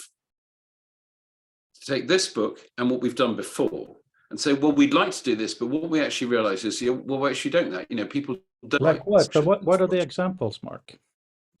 You have an example? Okay, here's the thing that has been discussed in front of me today is structured abstracts. Well, reality is people don't write them. Right. But I think we broadly agree that if they existed, they would be useful. So a valid question becomes, how do you make these? Because as you rightly say, you can't just go and tell everyone to do it, or you can't outside things. But it begs the question, can a bunch of thoughtful people think about a way that we can do this? What are the angles of this? Because we tend to reach for the measurable things. We say, what else can we do? We could take the length of the article. Well, the longest article is not necessarily the most informative. And that's not to be unkind to anyone's writing. But so measuring the measurables is something we tend to do a lot of, especially in data science. And it's sometimes informative, but often at best, it gives us a pretty picture. And yet what's bleeding through here is we're talking, I think there's the echo in all of this is the thing the human brain is very good at as associative stuff. And it's trying to get that really rich picture out of basically a limited memory bank that we have in here, out into a sort of persistent or semi-persistent form in the VR space. And I think rather than try and build that whole thing soup to nuts in a couple of weeks is perhaps over optimistic. And more usefully, we can make something of what we've got. And you've done some really interesting things, especially with the but Mark, do you have any further specific examples of what we would like to have for the future, just to make it the discussion a bit easier? Well, I think some thematic analysis of some kind, because we have a very wide range of interests to hold the future of text. And if I include the two previous versions, if I just put it up, and I'm deliberately again trying to use a word, which that has an unfortunate baggage with it, but nonetheless a way of saying, well, I'm interested in this aspect of documents. Who is writing about the act of writing, or who is, it's that sort of thing. I'm not looking for who's written an article that's more than 1.5 pages. Yeah, but Mark, I can get that, but it's of no use to me. Right. Okay. There's a lot of things that aren't useful, and there's a lot of things. Okay, please go through the book yourself, as you already have, and just try to do this. I went through it. I tried to do little, let's call it pithy summaries or something. And for a lot of them, it's just, this is the artist's work. And for some of them, it's a specific thing. It really, for multi-author work, it's really clunky. But it's worth doing. I've already agreed. Yeah, it's interesting. No, it's really interesting that you say that. In other words, that's the thing to hold on to. So you looked, and some couldn't be summarized. Is what in essence you were saying. There wasn't anything. So you had to argue. So what is the point of it? But what if it says nothing? And it's not about. That sounds. It's not about it. Well, no, because if you can't describe, Mark, I've agreed with this for so many hours with Bob. I'm so tired of we need metadata to say what the articles are. We of course we need it, but in terms of a virtual reality environment, right? With the data we have, there's got to be a few useful things we can have. One of them is put the whole thing on the wall, like Fabienne said, right? I've done quite a few layouts where it's the first sentence or the bold, all of that stuff. All of these would also benefit reading it in 2D on a nice size monitor. All good stuff. But when you're talking about the kind of data we're missing, if we can think of it more in this virtual space, that will be really, really useful. Fabienne, you have your hand up as well.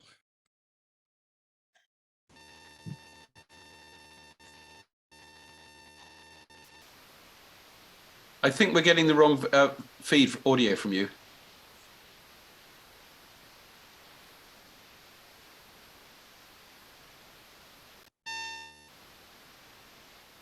No, we're getting feedback.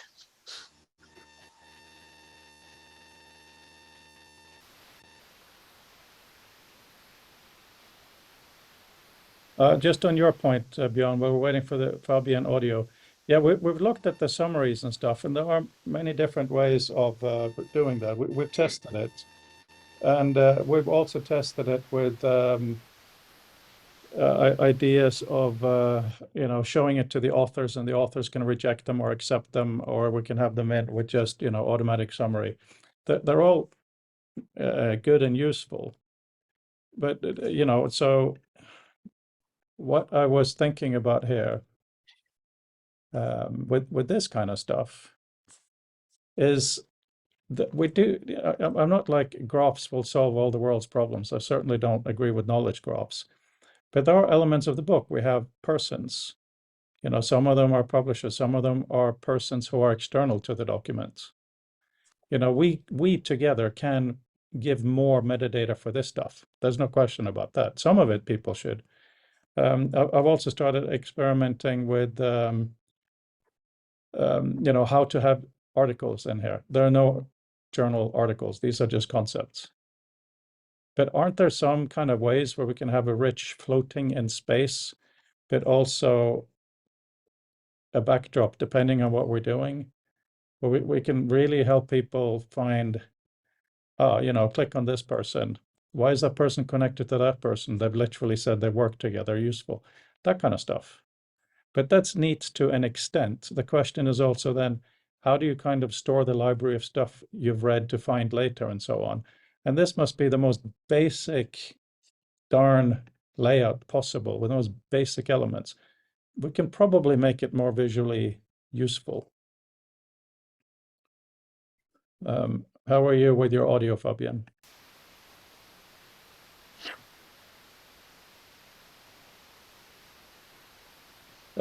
Say something, please. While he's experimenting, quick to following from something you just said, was so as you were going crossing. So how would I, for instance, find more articles that were of the or a similar subject matter to what Barbara Tversky wrote?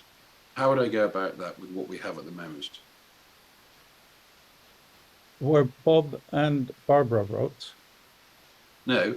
Barbara Tversky wrote an article about her. Yeah, I thought you said Bob and. So yeah. No, sorry. I missed I said, oh, this is an interesting article. How do I find more of this? Which is probably the most common thing that we want to do. And I'm wondering how, because I get the associations. I agree that is the question. Peter pointed out we have two questions. One is coming to the work, never having read anything. You're now addressing what I talked about, which is you've read something, you liked it. How do you find something related, right? Mm-hmm. One aspect of it will probably be the text itself. If you come across keywords and you do a find across the corpus, which of course you can already do. I definitely think we should do some machine learning stuff. Maybe talk to the guys at Format to see if they can analyze each of the articles and then do I guess, something like a latent space. I'd really like to see that too. But in terms of the rubber hitting the road, once someone is in this environment, we need to have ways to toggle into such a mode, and I would love to design that mode with you guys. The other ways of doing it is quite literally hunting and pecking on on things like this to see relationships, but in a lot richer way. Let's see, where's Barbara? There's Barbara. Because also here we have all of this good stuff. Yeah, but that doesn't, none of that, and again, it's difficult, but none of that actually tells me anything about what she wrote. That tells me all sorts of obituary around what she is and who she's associated with, but I don't think that gets to the reader's problem of in the book. That's fine. What I'm actually interested is who is writing on a similar aspect, say, of cognition that she is, and I don't claim to know the answers. I mean, you know, the old way used to be sort of keywording. The new kit in town, machine analysis, which the trouble is the machine analysis doesn't have semantics. Here's the thing. Here's the thing. Yes, we will try to do the you know, what articles are more similar and whatever. But one of the problems is many of the articles don't write about one thing. So it becomes a question of which of the things that Barbara writes do you find you want to learn more about? So that's where the interaction with the text here, Sure. right? No, I'm not saying we would disagree on that, but for instance, here she's talking about theology, here she's talking about gestures, maps, so many different ways. So I think your question is very good, and it is kind of the key question. And by looking at the actual work itself, we can look at how we might. Okay, Fabienne, are you going to try to speak? I'm going to try, but can you hear me then? Okay. No. Well, I forgot everything I wanted to say, but I'll try to recover. Hey, Bjorn, Mark, you don't have to take your hands up immediately. That could have been Except if another I get 30 seconds of fun. Yes, please go ahead. Well, maybe you're going to get better ideas when I fake speaking and you don't actually. Anyways, so the couple of points I want to backtrack to. Yeah, first,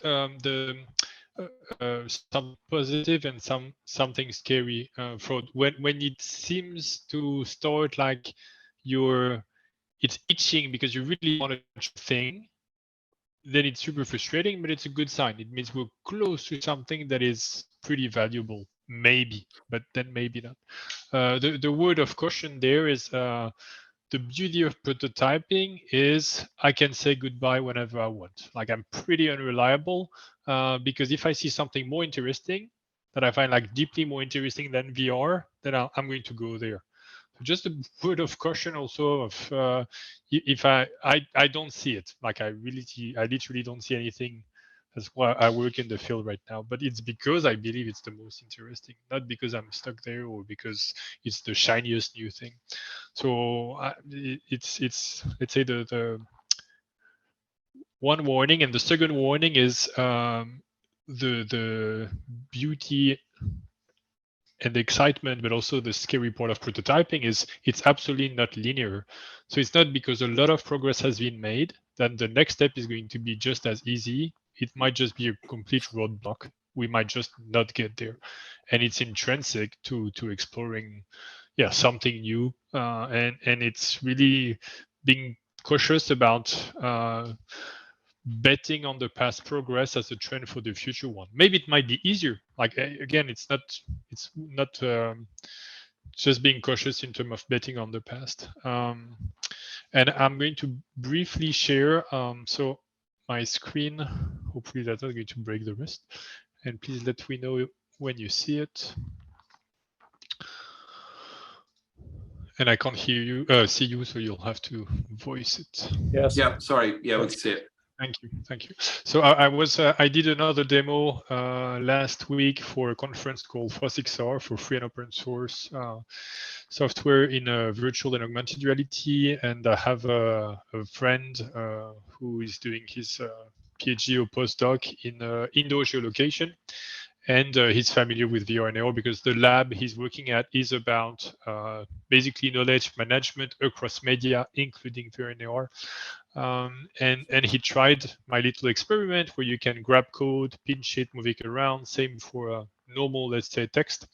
And then we had discussion basically on code execution Do you do imperative versus reactive, so styles of programming, let's say, and the visualization of it. And during my presentation 2 weeks ago or so, I said that I don't care for the actual prototype. It's really the process, because even the prototype might say, okay, it's not interesting, or it cannot be done, but we learn something about along the way. And it's funny that something as abstract as the type of execution or the paradigm of a programming language is something that's VR pushes me to rethink, to reconsider. So again, I might give up VR tomorrow, literally, but if it gave me a new way to reconsider how to program, or what is a programming language and what might be a better one, to me that would be worthwhile. So that's like a clear example, or an actual example, maybe not clear, but an actual one, about how prototyping, the main outcome isn't necessarily the prototype itself, but rather the lesson learned, and that might be, let's say, connected to other topic, not actually, let's say, learning something about VR here, but rather about programming more generally. And finally, yeah, that's an example in terms of how fresh things are. That's an issue open just this morning, struggling on how to, like, super boring stuff. You absolutely don't want to know about this, but it's part again of the process. If I want to put all this content, not just the book or the liquid file, whatever the format, and the video and text and audio and transcript in VR, that's the kind of stuff I have to go through. And again, that might be, it's super boring, but it might be blocking, and then it's done tomorrow, even like the guy replies tonight and it's solved, or I find a better solution. But it's the kind of unknown roadblocks down the road that makes it so unpredictable. So when I don't promise stuff, it's not I don't want to, I wish I could, but I just have literally no idea how it's going to be feasible or not.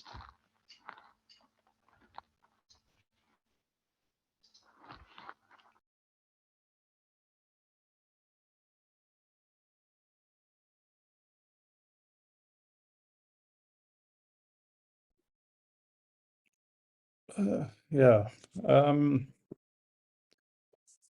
How likely are we in this community to actually have a presentation of the book in VR? What's the feeling in the room? I don't really, if I'm honest, I don't actually know what that expression means, and I'm not trying to be pedantic, but I just, I don't, when you say that, I don't have a mental picture of what that means.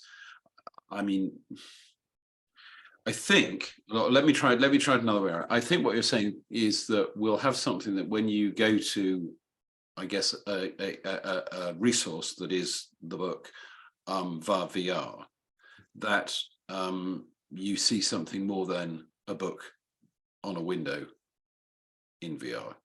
And in that sense, well, it seems you've already done some of that. I mean, certainly the stuff you've done with the author map is interesting. It might not be all that we want, but it's I think it is interesting, and it's showing, it's a lot of thought that well, lots of people, primarily yourself, put a lot of thought and effort into it. And even if it gets us to far saying, well, we don't want that with something else, it's still actually not wasted effort, which I think is a point that comes through from, this is one of the points I always sort of take away from Fabio's description of his work. The one can unintentionally invest too much in the outcome. So I think we do have things to show. In fact, one of the most useful things perhaps we can do is as well, and maybe that could be something, an editorial part of the book, is to say what we couldn't do, not because we weren't prepared to try, but effectively there are some interesting emergent roadblocks to this. One of which is the structures we have and the information we have doesn't move as fast, as agile as our minds do, and yet that's what we want to do in VR. And that allows you to say, well, where can we close that gap? And the thing that I keep coming back to from when I'm listening to what I've heard in this conversation over the months is definitely a different way of writing. We can get more out of this medium if we learn to write in a different way and we stop writing paper books. Because paper books are designed for paper books, and you consume them in a linear fashion, and you scribble all over them because you have to use a linear fashion. So we also have a complete cultural baggage of how we relate to the information we read that is dependent. You know, it's like the Roman chariot wheels and the railways, you know. So a lot of our note taking is actually predicated on the lack of capabilities for cross-referencing paper books. So you can have a stack of these with loads of bookmarks and things in them, and you can scribble all over them. And that's because what you can't do is you can't take the book, tear it into 10 pieces or something, as Fabian described, and say, you know, I want multiple rebindings of this, or I just want all these paragraphs, should it be that, together. Which actually we can now do, and that perhaps is part of the future of text. And in that, I'm less concerned that I can't make one of those today, because what I can do is I can imagine that in a way I wouldn't have imagined a year ago. And I don't think that's a bad thing.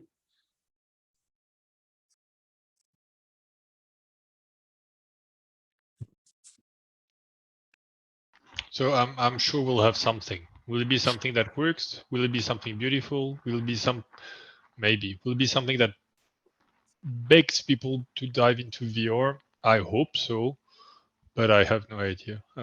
Again, I will dedicate time after the 17th of November to this specifically. Before that, it's really tricky for me. So I will make something. So I can promise that. Will it be interesting or valuable? I don't know. So one thing I would suggest to make the problem more approachable and practical is to limit, maybe limit the prototype to, you have a certain number of layouts. For instance, you have boxes where you can place things, and then maybe limit it to 5 different types of layouts, and then focus on how do things populate into those boxes. So for instance, you might have a post-it grid layout, which that might work for chapters, or it might not. But at least then we can experiment with it and see if that works. And then also, I think that when it comes to navigating or finding related things or finding things, there are at least 2, probably 3 scales at which this happens. So you have inside the book, and then you have inside the book and books that are similar to it, and then you have the entire web. And a lot of those things have already been solved to whatever degree you would call them solved in, for instance, web search. So turns out people do not write correct HTML. People do not structure their documents. People do not provide meaningful headings or things like that. So, in the previous life, my job was to interface with the craziness that was the web. So I wrote web crawlers for large web search engines. So I got to interface with all of the crazy, incompetent people who write horrible web servers that serve horrible documents that are horribly wrongly structured and then stuffed with keywords that are not relevant to anything that's inside the document. But also, one of the things I wanted to comment on was what else has this person written that is of interest to the reader, and I would just augment it by using a search engine. The tricky thing is we can't have access to the nuts and bolts of a big search engine, because if I search for a word and you search for a word, we'll get very different results, because the search engine knows more about me than I know about me. So if I use a vague search term, it'll know what I mean even before I say it. And that context is really hard to force feed into a search engine without having direct access to it. But yeah, I think it might be possible to abuse search engines a little bit to solve those kinds of problems. But there are a lot of, so for instance, finding similar documents, that used to be my job 20 years ago to write piece of software that would eliminate duplicates. And it turns out eliminating duplicates, they are duplicate documents on the web, they are not identical. So you have to eliminate near duplicates. And that's kind of how I stumbled into, I made a feature for the search engine we worked on back then. So what documents look like this document? So you could navigate both by document content, and then you could also navigate by how have other people arrived at this document, and what other things did they browse close in time. Yeah, I have to go make dinner soon, so I'll be off. But yeah, I think there are a lot of things that search engines do that are relevant to this. Okay. Yeah. Thanks, Björn. Thanks. I have to go now. Okay, bye, Björn. Bye. Fred, it does occur to me, thinking back to your question earlier, and from what Björn just said, is that I guess we might be able to pull or sort of, the link to a query that gives other writings by that person. That's one of the wider contexts. That doesn't help us with the in-book context of what's similar. So again, because it's unrealistic to expect that every author will give you that sort of information, because that's just the way the world is. So the question is, if we can find it from some service that's good enough and link to it, then that's another useful pointer to what might be. It won't be sexy, but it's another good way of enriching the reading experience, which can't be done on the paper page. We can potentially build it in an ebook, but let's not split hairs on that. So I think you might really say that that's something that's a useful extra affordance of reading in the VR space.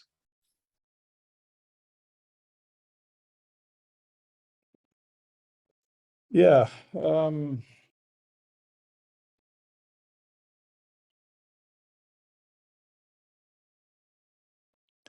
Yeah, I mean, I'm now, you may see my eyes bobbing about. I'm doing a virtual version of what Fabian said. I've taken only the first page of each article. Going to do an 8x8 grid, because that's 32 articles, which is most of them. And I'm just going to stick it in a VR space just to have one view of this. But I find this really, really, really fucking frustrating. And I can say that to you too, because you two are clearly dedicated. You guys, I mean, Mark, you've been here for basically all the 100 of these meetings that we've had, and Fabian, you actually build things. But I do find it, so I'm complaining about all of us, not just the ones who aren't here today. It is astounding how hard this is. Right? To mock a 2D thing up in Photoshop and to do sketches is one thing, but to actually come to, because for some reason, all humans are limited. We're all a bit stupid. We all have our perspectives, all of us. That's not a complaint, that's a fact. So, Bob going on and on about these abstract things. Yes, we were at a point where we need to say, yes, check box. If we can do that, we do that. Next. And we have such problems getting to it. I mean, I spent so many mornings, especially when I used to travel to Singapore, 4 o'clock in the morning till 8 o'clock, just doing these kinds of graph views back in the day. Some of it's becoming useful now, but it was still sitting, Photoshop, writing about it. It's insane, isn't it? But one of the useful things that perhaps when we aren't memorializing and should at this point actually is some of this difficulties. I don't mean to say it's all bloody hard, but actually, one of the things I'm finding really interesting is beginning to get a handle on what's missing, because in the mind's eye we jump from A to B so easily, effortlessly, and the rest in our mind is just it's an implementation detail. I mean, in the sense of we just magically go from A to B, but when we actually have to go build it. Of course, it turns out to depend invariably on things we don't have. Like, if there's no bridge between A and B and their islands, well, we've got to go build one. Whereas in our mind's eye, we just jump across. So that I think is quite interesting. And again, I'm not thinking this in terms of anything to say per se, because data structure. I'm sort of referring to things like, well, why can't we find associative type links? You know, what have we got? And what's the gap between, in essence, what we've got or what we can get and the things we think we ought to do? And actually putting our hands around that, I think, is actually quite useful. And if I had thought about it before, that might have been the article I ought to write. Because to my annoyance, I just found today that you can actually, in HTML5, you can actually put an SVG image in a web page and make an image map on it, which makes me wonder if my article is really worth writing at all. You know, times move on, and the problem, I imagine, is elsewhere. But and just reflecting on today, there are some things we want to do, and I think they're quite right that we want to do them. I think they're probably a bit beyond our grasp at the moment, not for lack of trying, not for lack of intent, but actually because that's just the way things are. But one thing we have usefully done is well, we've failed usefully in a number of ways, because we've sort of said, well, we should be able to do this, and it turns out that actually no, we can't. But we probably didn't write that down. Well, that's one thing. And, you know, I remember, I think I may have mentioned it to you, Mark, my earliest childhood memory, I'm in a baby buggy. I remember exactly where. Obviously, memories recurred a few hundred times. And I remember thinking, you know, us children, we can solve problems just as well as adults can, if they're just explained properly. And that's when I realized that explaining the problem properly is the hardest part of the problem, right? Which is something in our community we are very much aware of. So when it comes to this, yes, it is part of the dialogue, but also even to write science fiction kind of wish list things. Why aren't we doing it? Why is it so damn hard? I just made a massive document because of you, Fabian. Hope you're happy. You should be happy. Because, well, there's a distance between the part of the hard part is you can dream a long way ahead, in which case it's sort of full, you know, it's full through because it's so far away that it does, you know, that it may happen, it may not. It's trying to do it at the closer in distance where it's potentially possible, but maybe not. And, you know, that's very much the space in which, you know, work that Fabian is doing. Yeah, but guys, we still have to try to. So sorry, I cut you off. Please, I'm sorry. No, fine. Go ahead. No, I was just going to say we still need to be able to say we would like this and this, but we haven't been able to say what we mean by this and this. We're still talking in waffly things, right? We haven't been able to concretely say, because what is programming?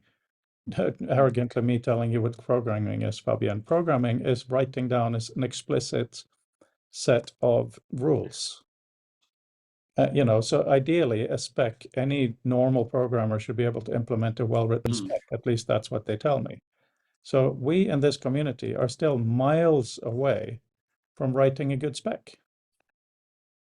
That's the whole point of prototyping, is for people or situation where specs are not meaningful yet, because we don't know that was valuable. And it's also why we discuss and talk about the magical interaction or the thing that would be useful. So, yeah, it would be much easier if you could like just give the specs, but that's part of living on the edge.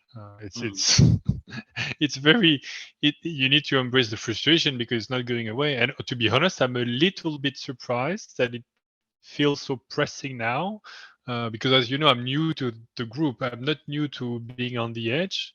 Again, like that's what I do and I've been doing for years now. Embracing literally the frustration, it is powerful. But the name of the group is the future of text. You should be used to this. I mean, I'm a little bit, again, naive but surprised that it's fighting with barely able to express concepts, and trying to test them, transforming them, and seeing if it makes sense regardless of the medium VR or anything else. It doesn't matter. So yes, it would be better if we had a perfectly spec'd magical interaction, exactly what it does, but it's okay if we don't. Again, I'm trying to I don't want to be dismissive here. It's very fine if we don't, as long as we try here and there, see what sticks, and that's also the point of prototyping, of not knowing, is we're not going to invest hours and hours and days in building something that is actually useless. So it's I don't have a good advice there, except more of how do you say, not philosophical but more emotional aspect, that it's part of the game and just have to learn to love it. No, well, we don't have to have anything on the 9th of December, but my good friend and professor from Syracuse, when I was studying there 200 years ago, he had the expression that deadlines make things happen. So I think Yes. the publication of the book is a useful deadline. As Mark just said, also, if it turns out we completely, utterly failed, that we can say why. At least if we invested our imagination properly in it, I don't mind failing at all. And I don't think No, we no, should no, take the view that we failed. I don't. No. We've I'm achieved a saying lot. that Yeah. failure, because this is about prototyping, failure is at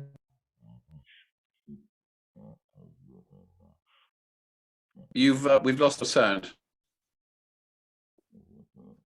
I think a connection issue, because we can hear sound but not your voice properly. Yeah. Slow it was motion. kind of. Hubs. Can you hear me now? Yeah, better now. Now it's good. It was Hubs stole it. Hang on, I'm just going to give you something because I'm so generous. Word of warning, I'll have to go very soon, like -4 minutes ago, more or less. Okay. So If you have a head, you can hear me, right? Yeah, okay. So I just put a link in. Fabian, if you can open that in your headset, that would be really good, really briefly, before you go. But when I said failure, I don't mean failure in a bad way. Like, I have to explain to Edgar about experiments in class are not actually experiments. They're demonstrations, because there is an expected outcome that's been done before. So prototyping is experiment. If we end up making complete mess, that's totally fine, as long as we can say why and what we tried to do. That's completely legitimate, moves the needle forward. But if we, on the 9th of December, say, yeah, we didn't actually try to imagine what it could be, then I think that's a little feeble for the future of text community. So that's a very different thing. Very quickly, no, I won't have time, but I'll try at another moment. Just drop me an email. And yes, I agree with all this. I was at 5 a.m. on the whatever of October or September, actually, for the conference or the symposium to make my presentation. And I know that our deadline was completely artificial. It's just like on that day we were there together. And same, the book is, but deadlines are indeed valuable. Otherwise, it never happens. So again, I'm going to show something then. I don't know what it will be. I don't know if it will be good, but it will indeed be a stepping stone, even if the outcome is not itself interesting. Even not managing to will be something. So yeah, there I'll show something. We will all together show something and have something to play with on the 9th. Yeah, because I think it's productive. I'm full throat. Yes, it's here. I have the new phone, and I have what is it, Polycam installed. I just need to figure out how the LiDAR works. But anyway, I have, put it this way, I have the tool at my hands. I haven't yet quite figured it out. I think you and I should maybe spend a few minutes on that. I see we're over time. I have to go deal with people here too. But so Yeah. I'm just doing something very special for you, Fabian, just so you know. Ha ha ha. And you'll figure out what it is soon. Soon enough, I'll see. I'm curious. Take care. Okay. Take care. Good to see you. Bye. Hang on, let me just share screen. I want you to see this. This is the room. So I just put a birthday cake on there because we talked about his birthday so much. Couldn't help myself. Yeah. It's a really good room. It's just you can't move along a plane. It frustrates the heck out of me. You have to through center points. You can only do in and out. So to get somewhere over here, you have to go like this. You have to. It's so bad. Yes, because I presume that in this sense you're because you're not in the way that you are in a VR environment. You're actually just moving fluidly through space. No, but Here, in what a you're normal actually 3D, you can actually do that. It's not. It's yeah. Oh, I see. So Fabian what still here. I I hope he's not listening. so I don't know. Then I don't know what I don't know what is that drives that limitation. Yeah, I don't I mean, know. there will be some reason. It's good for beginners, but not when you get past a certain threshold. But anyway, I'm going to spend some more time today and tomorrow just trying to realize some of this, because as a community, we are being pathetic, and I include myself for the record. And it's not like the end of the world if we don't have something for the 9th, but boy, oh boy, like, have you played with Hubs, by the way, and spoke? No, I haven't, mainly because my neck's still giving me a real jip, actually. I've been moving steadily forward on some other stuff. By the way, did David LeBeau ever send you the keywords he did? Or I suspect they may still be in his high trail. So I'll have to have a nibble at him, see if I can get that out, because that's actually quite a useful resource, because you put a boatload of time into that. And I suspect he'll share for the sake of asking him. It's just a set of keywords. The important and interesting thing that I think we'll get out of that, if we can get hold of it, is they are actually mapped to actual articles. So we can at least look back at the previous 2 books, because for instance, even if one of the things that book 3 does is, well, here's a take on the contents of book 2, speaking to bindings. And it occurred to me too, one other thing was that actually, in terms of, similar stuff, maybe that's an area where shared use of VR space could realistically, possibly, well, I don't know, are we back at folksonomies? But people could, mark stuff as relevant. Except I realize in saying that that's deeply flawed. I think we've proved in sort of Web 2.0 with folksonomies that actually they just become noise after a while, because actually our internal views are actually very different. They're mediated to be less so by our conversations, because we actually have to communicate meaningfully with other people. So that's an interesting challenge coming out of this. Yeah. By the way, for the poly camera thing, scanning. Yeah. It really is. Turn it on, press the record button, and slowly move around the room. Yeah. Anyway, I think hopefully you got the picture I sent you, which is my first duff go. Well, we'll have a go. And also, my desk, as ever, is just I mean, that's as tidy as it gets. So it's not a great thing for doing with LiDAR, because a piece of paper may not be there tomorrow, but it will be somewhere else on the desk. Again, which is another interesting aspect to it, of course, because we build these things. They're all empty rooms. Walls with no paintings on. I sort of I pine a bit, but so there's an interesting observation in that. But I'll ponder too on this thing of it. I don't know why it is that when people talk about a room, I don't. It's not antipathy. I just don't have an internal picture of what that means. Well, that is the challenge. That's the whole point. I mean, to me, the room is the whole thing. I mean, it's the experience you're in. Yes. Because you may make rooms within the overall thing, but I still think of it as one massive holodeck, really. And that's the only way I can get my head around it. No, yeah, I agree with you. But at some point, on a blank piece of paper, you have to write the first sentence. Do we have, to put it simply, do we have walls or not? That is actually a fundamentally interesting question. If we have For me, no, because I mean the way I conceptualize it, which is definitely, that might be not no one, is the no, because because then I'm dragging legacy ideas with me, not usefully. What I want is a tractable information space. I may take something and put it at a space in there, but that's in effect totally arbitrary. I may share it with somebody who's in the space, but it will be in the same position for them as it is for me. But I know you've been quite a bit in Noda, but you don't really know this 100% until you've been in these rooms, and I don't know either, right? Because no, it's not that. It's not. It's less driven by that. It's driven by the fact that I've been doing. I've just been having to do it in my mind for years and years because I've been working on data stuff, and it's a different problem. Some of the sense making is a different problem to the memory palace, where you want to make niches and corners where things go because that, helps you hang on to it. To a certain space, I totally get Fabian's point about because when I asked him, I said, well, why have you put a picture in there? And he said, well, it gives me some idea. I know which place I'm in. That I get, but I still think that's slightly different. Again, that's still not the same as the memory palace idea, which is sort of you're trying to construct a place, a set of named places. But it's more the sense that having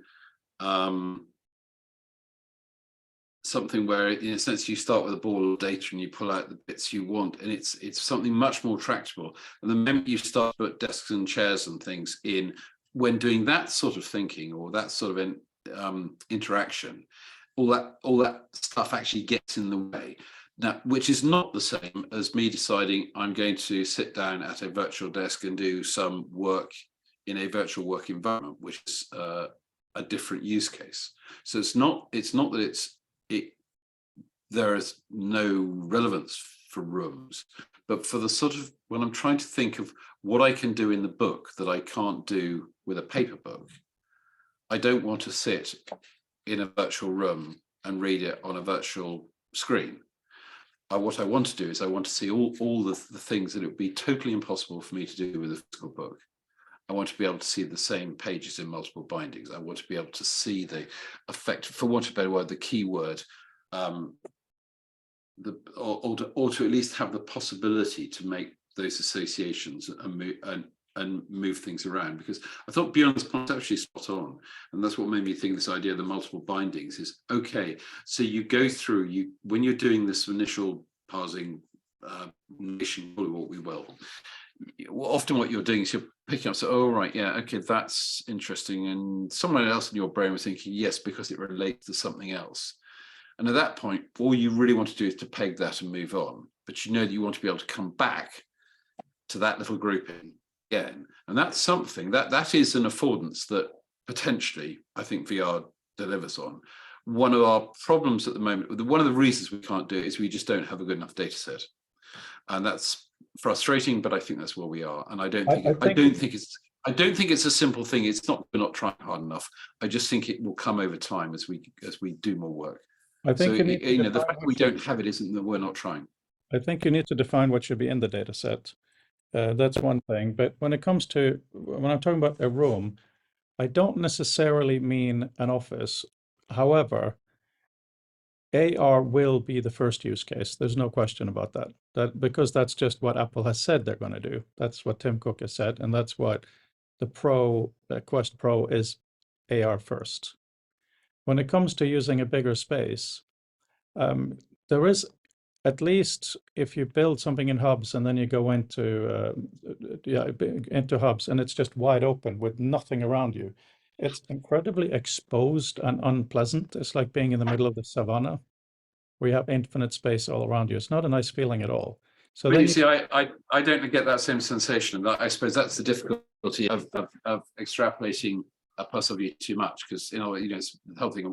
Doing a one-size-fits-all solution is difficult. But that's not what I'm saying. No, Mark, I'm not saying one-size-solution fits all. But what I'm saying is that, having spent so much time as you have in Noda and things like that, to do every single thing manually is a lot of work, right? So you probably want some kind of hooks to hang things on. Like, I want to see all the pages of the book. If you have to take every single page out and put it in space, that'll take forever. So there's probably some structure, although very, very flexible, that you want to have in this environment. Whether you want to have actual walls or not is something else. Yeah, no, I'd agree. But I imagine, because at this stage, I imagine those more in the sense of the affordances, like some of the things that Randall and Fabian have shown in terms of you might have a palette of tools or something. I suppose that's predicated on a presumption of having some idea of the structure of what you have, because what you have to a certain extent limits what you can do, or what you might want to do with it. So there's that aspect to consider. I think what this gets back to is how visually driven an individual is. It's whether seeing it is more usable, or seeing some form of an avatar for things. Whether you're more abstractive and you may find it easier to have a knowledge of the thing that might be there, but you have the reverse, that if you see it, it's now noise. So it points to, and I don't know whether there's a sweet spot somewhere down the spectrum. What do you mean see it versus avatar? So when you said, well, wouldn't it be useful, for instance, all the pages were laid out for you? Well, now you've got all this noise of all these pages. If you had a thing that said, show me the pages, and just, that would just draw them out in front of you, effectively, so you see them when you need them, but you don't have visual noise of them being there when you're not working with them. I think that's the difference. But I would say that reflects the range, thinking of consulting work along the way, the way to which we aren't individually, how visually driven we are. So some people are very visually driven, others less so, and there's no particular right or wrong to it. It's just another natural change. But I don't think I've ever seen that there's a particularly core group on that line. Yeah, but this is where we're talking about different views and different attempts at this. It's a lot of this just keeps talk. I have, when you're talking about suddenly noise because you see all the pages, I did actually show a graph view earlier, which is as pared down as you possibly can, with a suggestion for having names of documents only, or articles in a little box, right? And then Bob says he wants to see the whole piece.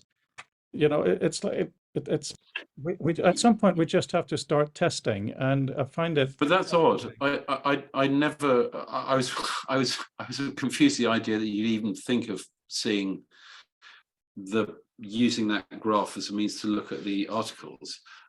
My understanding of the graph was to look at the relationships.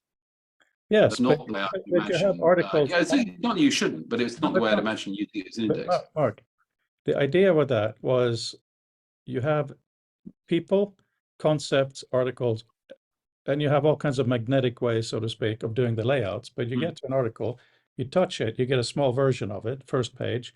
If it's interesting, you pull it towards you and you read it. Right?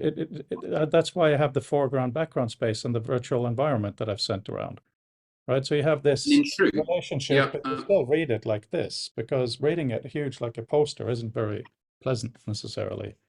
And I suspect that if the first short bit happened to be a structured abstract, let's just assume for a moment that if it was, that probably would sort of actually put Bob back on the straight and narrow. I don't think there's this sort of that's become a bit of shibboleth, the whole structured abstract thing. But in essence, seeing part of it and then more, I don't see anything wrong with it. I just hadn't imagined. It's just not how I'd imagine. Well, of course, if you get to an article, but I think before we didn't have the articles in that space. But I'd almost rather imagine that the articles are something you'd see as being not so much in the space, but almost in a form. So if I was to look at a thematic subject, or I was to look at an organization or a person, that what I might be shown from that is a set of articles or even parts of articles or whole publications, if you were looking more widely outside the corpus of things relating to that. So in other words, the link is not, the link is associative. In other words, it's not saying here is the article. So you're saying here is blogs. Blogs has actually written the following things, or people who wrote about, I don't know, Linear B. Here are articles relating to it, because then you are beginning to use the view spec as a thinking tool and less as an index. It's not that you shouldn't, but it's just another way. It's just another way of viewing that and building on the work that you've already done and instantiated, both in the app and in some of the VR stuff you've done. Right. Okay. All right. We'll keep working. So where we get to. Yeah, I'll have another go with a LiDAR and try something more useful. Cool. All right. Bye. For Okay. now. Take care. Okay, bye.